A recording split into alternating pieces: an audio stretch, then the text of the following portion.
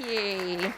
Thank you. Ash told me that I wasn't allowed to do any dance moves, which is going to be tricky. That's okay, I can do it. Avatar is such a great film. Damien and I went and saw Avatar however many years ago it was that it came out. Oh, thank you. And halfway through the film, he turned to me because he could hear sobbing. And he said, "Are you okay?" And I said, "It's not me, it's like this 40-year-old man sitting next to me who wept through the entire film." So, if you want to have a good cry, good release, Avatar is the right film for you. Well, happy Selfie Sunday, everybody. Woo, Selfie Sunday. You guys all know what I'm talking about, right? Yes? You guys know what I'm talking about? I'm just interested. Just put your hand up if you've, ever in your life taken a selfie. Okay, most of us, that's good. All right, what about this week, if you're taking a selfie this week? Not including Kieran.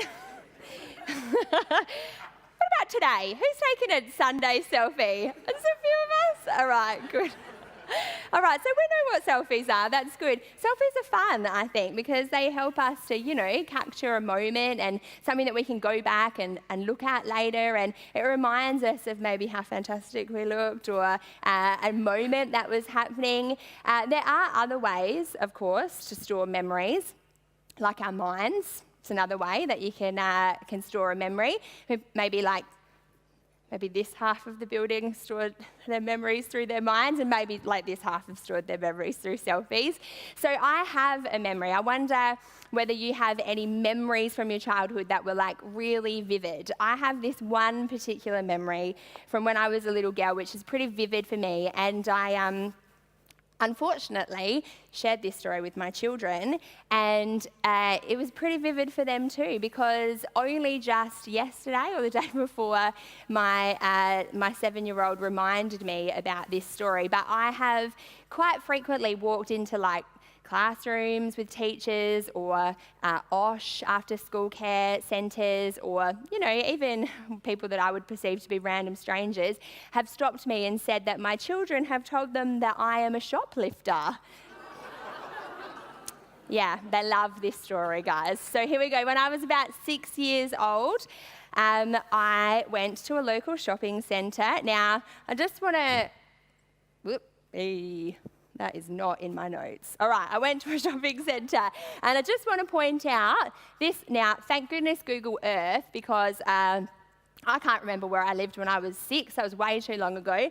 But it was Princes Road, and I went down to this shopping centre as a 6-year-old with my friend who lived down the street. Now, I say my friend, she was about 11. I think she was actually friends with my brother. And I don't really remember anything about this girl except that she was naughty. I have 2 memories of her, and they are both memories where I was convinced, I was influenced by her to do something that was naughty that I then got punished for. So anyway, this one particular day, we're going to call her Naughty Neighbour 1, because I actually can't remember her name.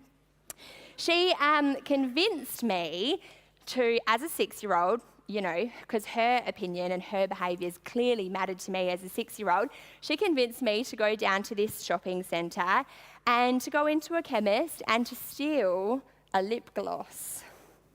So I did. I just walked in, I just popped a lip gloss in my pocket, and then absolutely terrified, I walked out of the chemist thinking that those, beeper things were going to go off and send me to jail, I guess. And so, terrified, I walked out of there with this lip gloss. I remember feeling terrified about the whole experience, and I also now remember the incredible embarrassment that I felt when I had to go back and apologise for stealing the lip gloss and pay for the lip gloss out of my big 6-year-old budget. And somewhere between that terror and that embarrassment, I obviously felt enough shame and guilt to confess the act to my parents. Stealing wasn't something that I wanted to do. I'm pretty confident, I don't have a selfie of this, but I'm pretty confident that I didn't wake up in the morning, little 6-year-old Erin, and do my pigtails and play with my dollies, and then Ocean's 11 style think about which shop I was going to shoplift that day, right? It wasn't something that I wanted to do. And honestly, I didn't feel good about it after I did it. Like, I didn't feel proud of myself. I certainly didn't have a better relationship with naughty neighbour 1 after doing that act. So why? Why, as a 6-year-old, was I so influenced by the ideas and the behaviours of somebody else? Hey, these are out of order. That's fun, isn't it? Have you ever been influenced by someone to do something that you didn't want to do?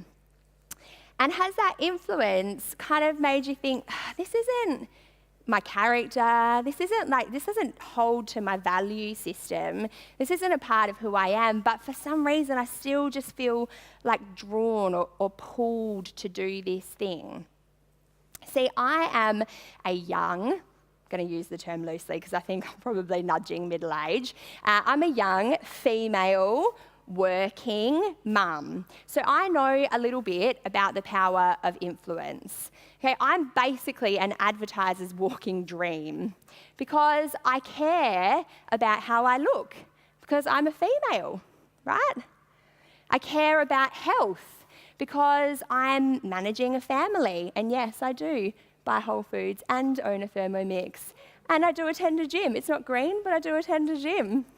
I care about every aspect of my children's futures because it's so drastically important to me. I care that how I'm perceived in the workplace because I feel the weight of the other women who've gone before me and who have fought for me to have equality and to have the rights that I have now as a female. And so I carry that on my shoulders, like I need to do a really good job of all of those things because people fought to give me that opportunity. And so with all of these cares and burdens and concerns on my shoulder, what do?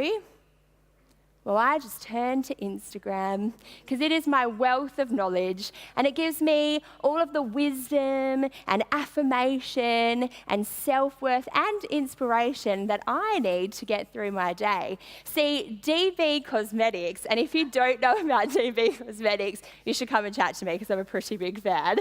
DB Cosmetics tells me that I can get that like snatched glow that makes me look like I'm still in my 20s for a mum in her 30s budget. And so buy DB Cosmetics, I do. And this is only a small portion. I just want you to notice that there's like 4 different foundations there. They are all foundation. They all do different things because that's what my Insta stories told me. All right, I don't know if you've seen this one. This is a high ponytail hat. It's a lot like a baseball cap, except that the little bit at the back is higher. Is this not genius? So that if you're wearing a high ponytail, you can just pop your hat on and just keep on wearing it. I mean, I think it's amazing. So clearly I bought one for myself. Yep. Then I was introduced to Curly Girl and just decided to embrace my curls, and I have not worn that hat since the day that I bought it. But the advertisers got so savage that when I purchased this hat, as I was going through the checkout on my phone, they said to me, other people that have bought this hat loved it so much that they came back and bought more. So maybe you might want to buy more now. I have a black shiny one and just a matte black one for all of those times that I have sweaty hair and I just need to be still having a good hair day. All right, activated charcoal. Who's heard of this one? Yes, no scientific proof that it makes your teeth whiter or your blackheads smaller, which, P.S., I don't even get blackheads, but anyway, it tastes disgusting, whatever, but all of the beautiful girls have white teeth and small pores. If you're wondering, it tastes like egg. I saw this advert the other day on Facebook. I'm not sure what a face shield is. It's obviously a very popular product because if you buy one, you get 4 for free. for free. Look, it looks ugly. I'm not entirely sure that I can pull off that pensive, staring into space, wearing my face shield look that is required by that face shield. In fact, I'm actually not sure that anybody can pull that off, but you know.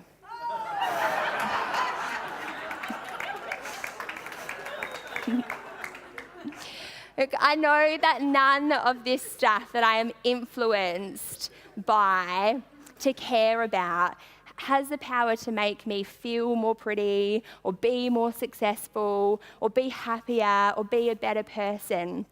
So why are the messages of this world constantly confusing me? You know, it's not just a middle-aged mum who gets confused by this messaging. Do you know that our young girls right now are being pushed into this idea that there is a particular body shape that is attractive, and it's a curvy body shape, and it's probably not the genetic makeup of your culture. And so girls go to the gym and they spend hours doing booty-shaping squats to try to get this particular look. Or Adelaide's very own Kayla I'm saying I because I've got no idea how to pronounce her surname, who's all about thigh gap and starving yourself to get that great look. Or our young boys who are told that swole is best, right? And they're spending hours in the gym just staring at themselves in mirrors and then like slamming down their weights really loudly so everybody knows how heavy they are, and then grunting and breathing really loudly so people know they're strong. And taking untested and mostly unregulated supplements like creatine and protein and branched-chain amino acids so that they can get that right, pleasing aesthetic. Did I say those right, Matt? Yep, good. It's weird, isn't it? How we're tricked over and over into comparing our decaying bodies with other decaying and dying bodies. And this isn't just a physical or consumerist pursuit. Have you guys heard of mum guilt? Because mum guilt is life if you are a mum. Mum guilt. I'm constantly comparing myself to every other mum on the face of the planet. And very quickly I work out that I am failing miserably compared to every other mum.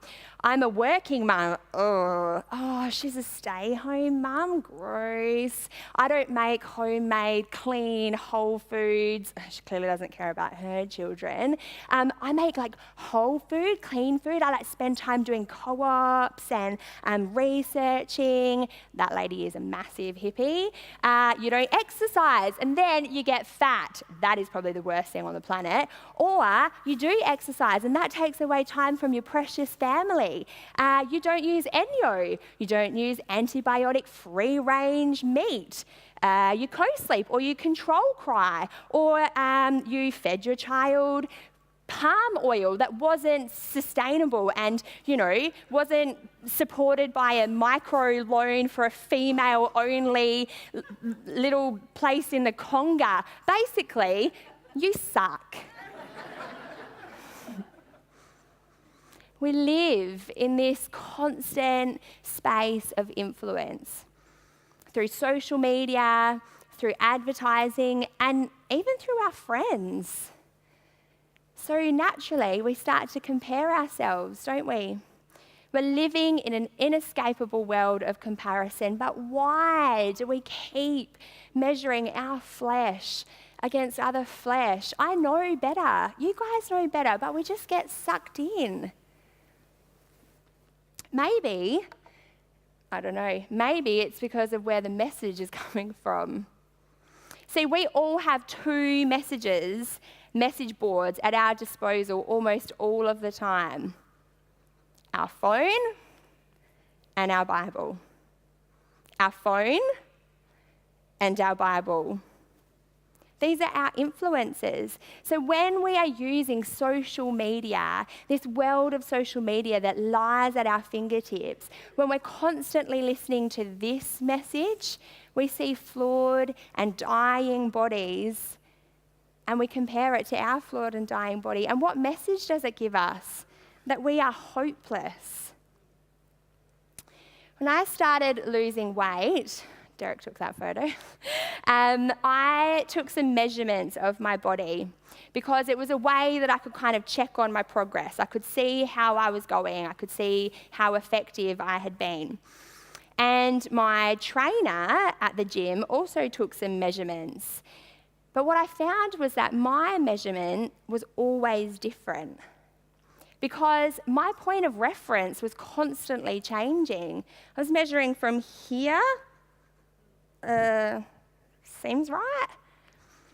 I couldn't measure it the same every single time, and so I was inaccurate, and it was obscured by my point of view. But his measurements, they were consistent because they were anchored in a point of reference. He measured it. He did it the same every single time. It didn't change. It was the same. And whether I could see what he could see or not, it didn't change the fact that what he could see was the truth. How much more is that the case for us spiritually? We measure ourselves against other flawed, inaccurate, broken perspectives. But God's measurement of us is unchanging. It's unchanging because it's anchored in his point of reference. And his point of reference is Jesus. Perfect, complete, and blameless. If we are listening to this message, to what this message is giving us, we see ourselves as God sees us. And what it says might shock you because it says that we are blameless. It says that we are perfect. It says that we are redeemed. So you might think, maybe you've been taught, or maybe you still think that if God's going to measure us, if he's going to, try to look at us and take a measurement, that it's going to be to see how far short we've fallen. It's going to be to see what we've done wrong. But it's not. It says we are children of God.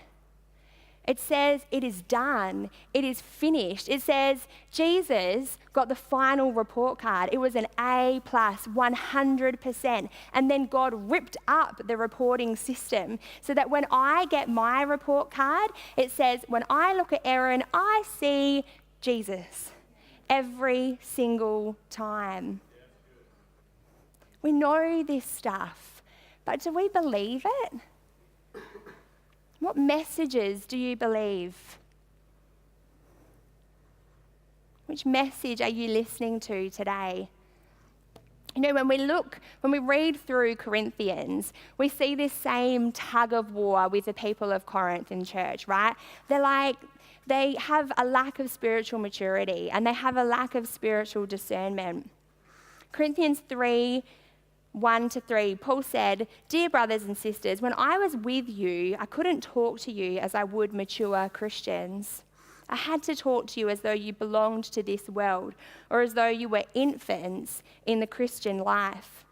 I had to feed you with milk and not solid food, because you couldn't handle anything stronger, and you still aren't ready, for you are still controlled by your own sinful desires. You are jealous of one another and quarrel with each other. Doesn't that prove that you are controlled by your own desires?" So the Corinthians are constantly consumed by the ideas and the thoughts and the practices of others, both within the church community but also outside of the church community. The food that others eat, the ways that people worship, whether we eat food from idols. Don't we eat food from idols? Ooh. Ooh.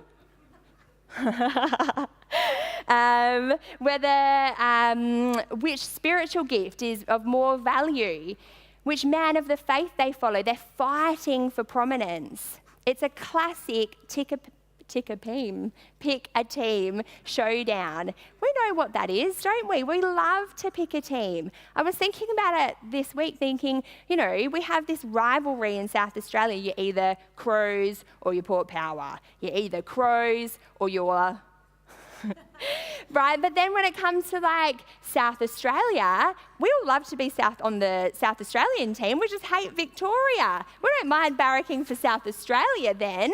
But then when it comes to like the Olympics, we love being one big team. We love being Australians and we can't stand the Americans. Like, we love to pick a team. What about this team?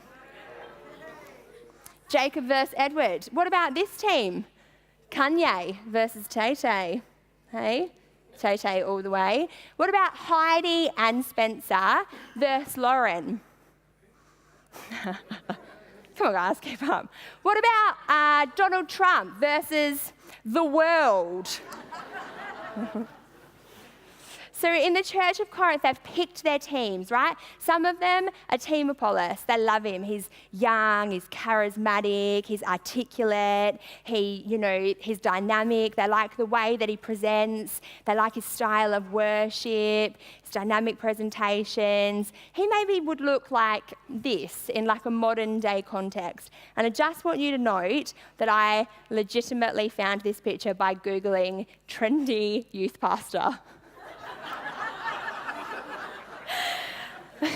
Some are Team Peter.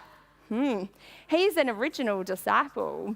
He preached in Jerusalem. He's been beaten and persecuted. He knows hardship. They like his theology. He's gritty. They like his style. Maybe if this is lost on you, maybe this will help.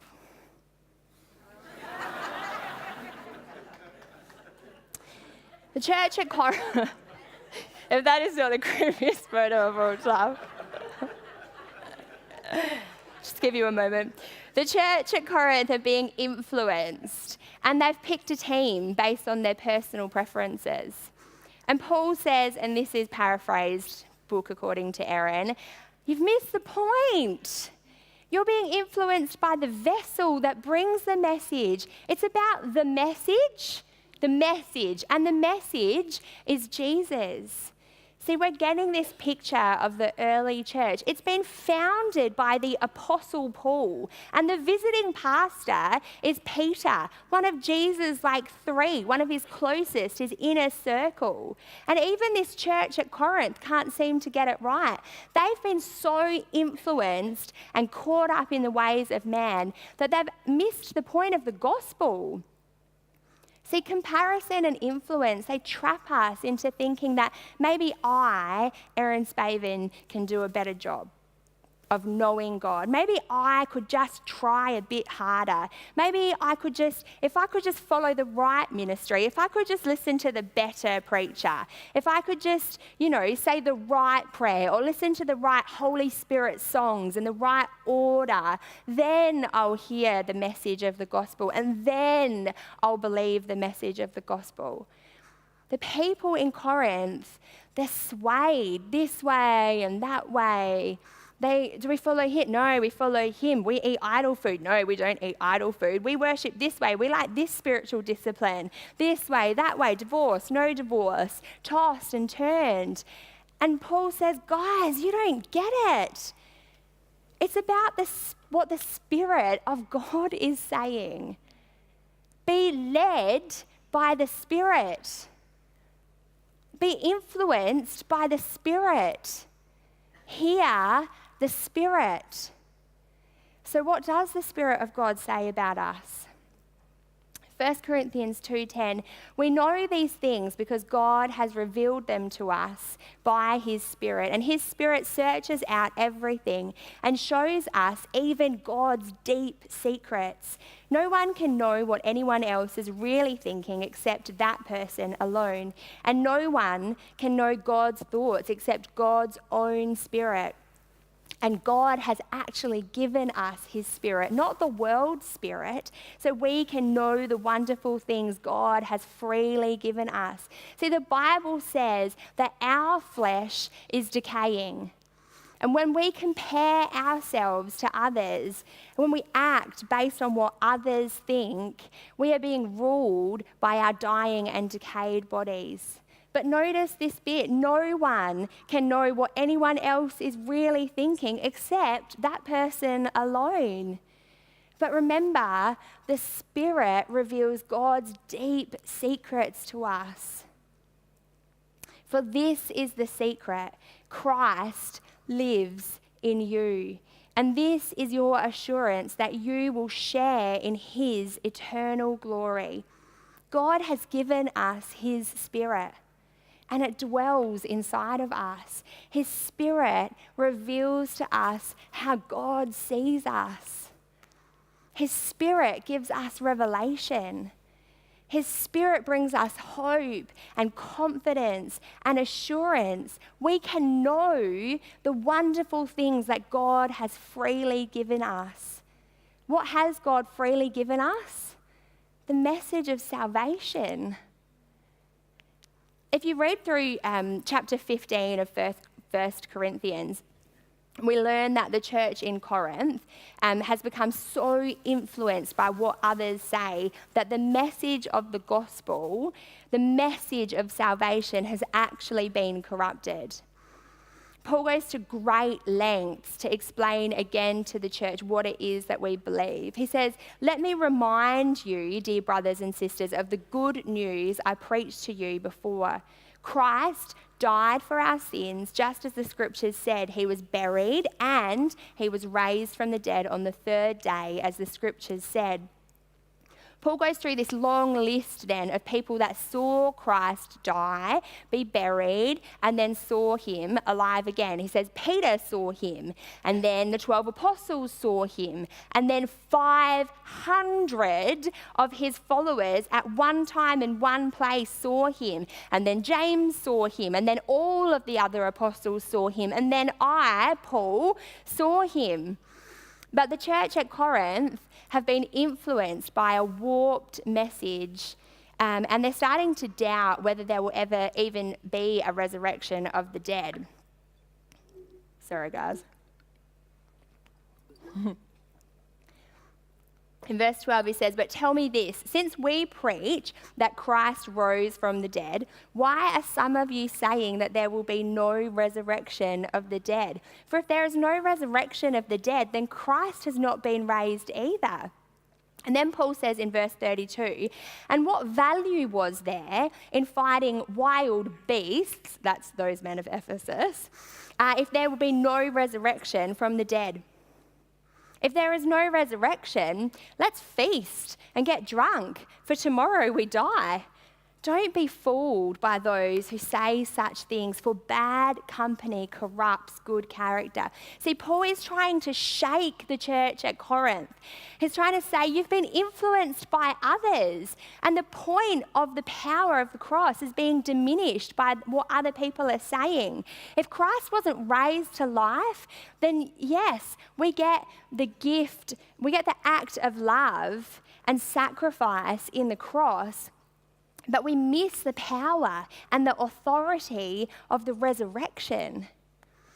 If you guys have been following along in your Bible in a Year app, you might remember on February 14, Love Day, there was a commentary, and Nikki Gumbel said in the commentary, when the New Testament writers speak of God's love, they point to the cross. But when they speak of God's power, they point to the resurrection. See, the Spirit in us reveals God's deep secret, that Christ lives in you, and you will share in glory.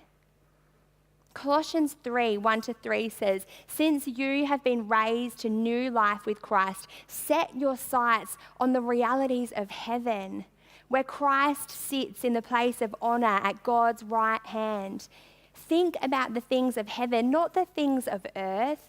For you died to this life, and your real life is hidden with Christ in God. And when Christ, who is your life, is revealed to the whole world, you will share in all his glory." The message of salvation is this: Christ died. He defeated sin and death when he was raised to life. Jesus will return, and he will establish his kingdom, and we will live eternally under his lordship. And we already share in the power and the authority of Christ's eternal kingdom. So the Spirit reveals the things above. And when we fix our eyes on Jesus, on his death and his resurrection and his eternal glory, the things of this earth, the influence of others, the constant comparison, the earthly things lurking within us, they're put to death. So what message do you believe? Decaying? Not good enough? Work harder? Do more? Be better?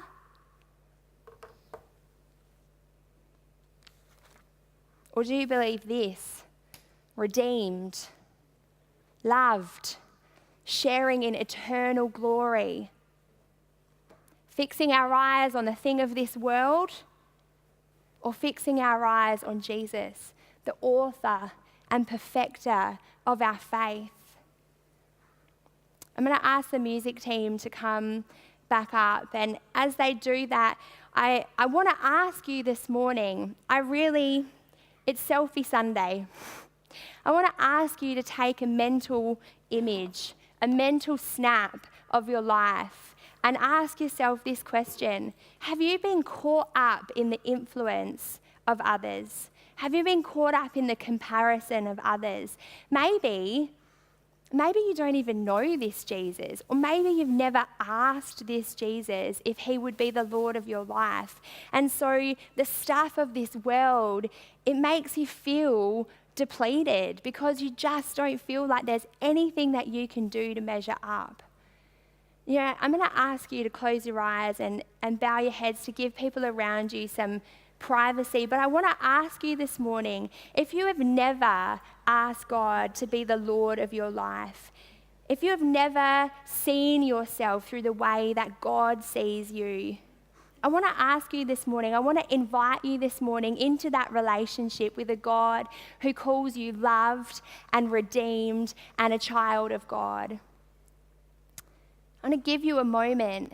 If that's you this morning, why don't you raise your hand? It's not for me. It's not so that I can feel good about myself. It's so that you can accept God, that you can acknowledge him, that you can say, yeah, I don't think I know this God. If that's you, put up your hand. I also want to ask you this morning if maybe you have been overwhelmed by the things of this world, if you've been comparing yourself and if you've been seeing yourself through the eyes of decaying bodies, and it's caused you pain, it's caused you to feel shame, it's caused you to feel like you're not enough. I want to ask you this morning if maybe today is the day to break that, to break the power of the world over you. We have prayers that come down the front and they join their faith with your faith, that God would come into that moment for you, that he would bring change for you, that you would see yourself today as Christ sees you, which is redeemed and a child of God, fully restored, fully perfect, fully blameless. Or the third thing, you might have experienced pride because you have been comparing yourself to other people as a way to make yourself feel better. And in doing that, you've actually stopped enjoying relationship with other people because you feel like people aren't good enough for you. If that's you this morning, as we stand and sing this song together to our God who is worthy of all praise, why don't you come down the front? You know, it's going to take an act of bravery, an act of courage. It's going to take you making a choice not to be influenced by the people around you, but to say this morning, God, I need you to change the way that I see myself. I need to see myself the way that you see me. If that's you this morning, as we all stand together and sing, why don't you